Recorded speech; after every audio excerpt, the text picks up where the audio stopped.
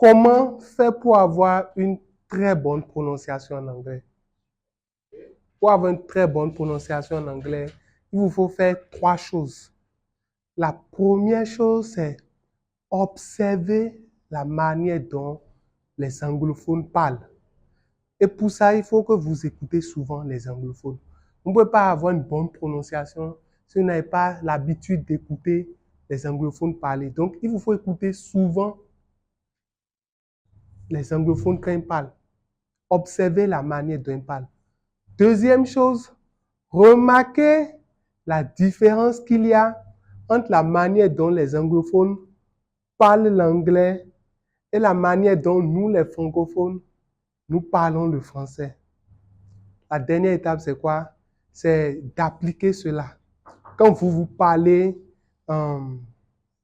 l'anglais, vous n'allez pas parler l'anglais comme vous parlez le français. Vous allez parler l'anglais comme les anglophones parlent l'anglais. Maintenant, l'une des différences qu'il y a entre la manière dont les anglophones parlent l'anglais et la manière dont nous parlons le français est ceci. Cette lettre-là. Très bien. En français, nous, on ne prononce pas les H. Et les anglophones, ça les étonne. Je prends ce mot par exemple. En français, on va dire habit. L'anglophone lui dit habit. Say it. Habit. Nous, on va dire hobby. Eux vont dire hobby. Say it. Hobby. Hobby. Nous, on va dire humble. Eux vont dire humble. Say it. Humble. Humble. You see? Nous, on va dire hôtel. Eux vont dire hotel. Say it. Hotel. Hotel. Un dernier exemple. Wait. Hamburger. Hamburger. Je veux un hamburger. Eux vont dire hamburger. Hamburger. Donc, c'est ça. En anglais, les H sont prononcés, contrairement au français. Donc, lorsque vous parlez l'anglais, assurez-vous de prononcer les H. Toutefois, il y a quelques exceptions à connaître.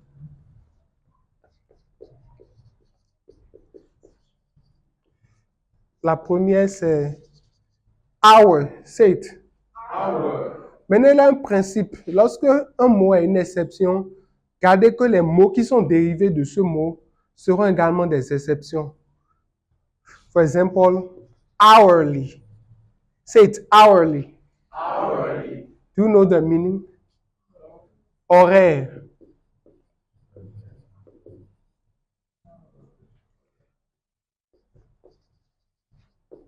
Honest.